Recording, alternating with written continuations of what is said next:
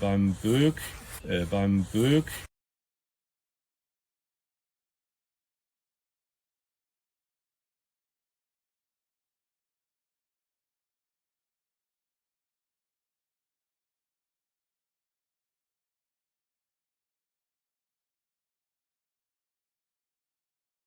Das zweite typische Böck-Merkmal jetzt hier ist der sehr weit nach vorne gezogene Scharnierbereich, insbesondere für die Knie, sieht man ja hier.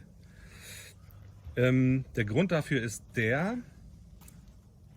dass das Böck ein Modularkonzept verfolgt. Das bedeutet, dass für verschiedene Fahrergrößen durch Einsatz von verschiedenen Hauben ganz große und aber auch kleine Fahrer optimal versorgt werden.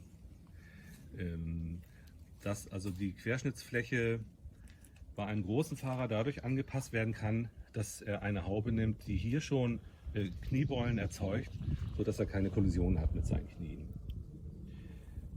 Dafür muss der Scharnierbereich so weit hier vorne liegen, weil hier schon die Erhöhung für große Knie beginnt. Es wird 3 Hauben geben, 3 verschiedene Größen, die eben 3 verschiedene Fahrergrößen dann. Also von Kopf her oder wie meinst du Größen? Ja, weil hier vorne ist ja Ende und da hinten ist auch Ende, das kannst du ja nicht verändern. Kleine Fahrer brauchen nur eine flache Haube, die brauchen also diese Knieaufstülpung nicht. Ja, die können dann Kniebeulen. Ja. Die können dann auch besser gucken, weil die Kniebeulen für kleine Fahrer dann schon so ein bisschen in der Sicht. Die haben echt so hohe Knie, dass das sozusagen ins Gesichtsfeld geht. Ja.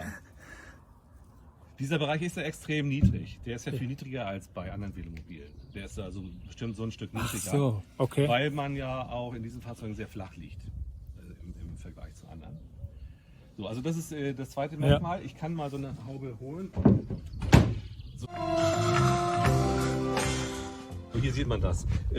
Das ist jetzt eine relativ flache Haube. Das ist ein kleinerer Fahrer, ja. Ne? Alter, aber die will ich haben. Das sieht so, die passt so auch crazy aus. Die passt auch für dich. Geht aber noch flacher.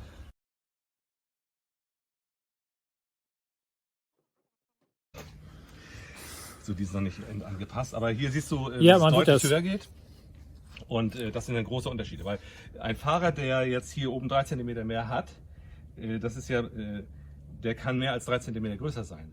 Genau, es ist aerodynamisch noch etwas besser, es ist für die Sicht besser und optisch finde ich es auch geil, finde es flacher. Deswegen sehen die Sportwagen besser aus als SUVs. jetzt kommt der geile Clou.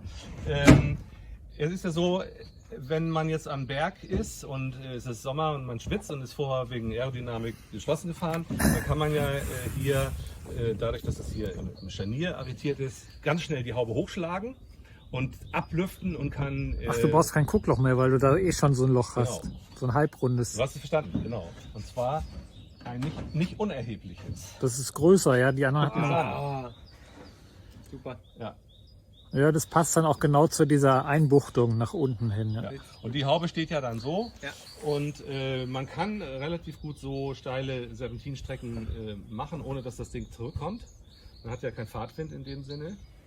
Und lüftet total ab. Ne? Und es wird ja auch standardmäßig diese sogenannte Kombischaumhaube geben. Ne? Das ist sehr praktisch. Ja, für die Alltagstauglichkeit ist das einfach.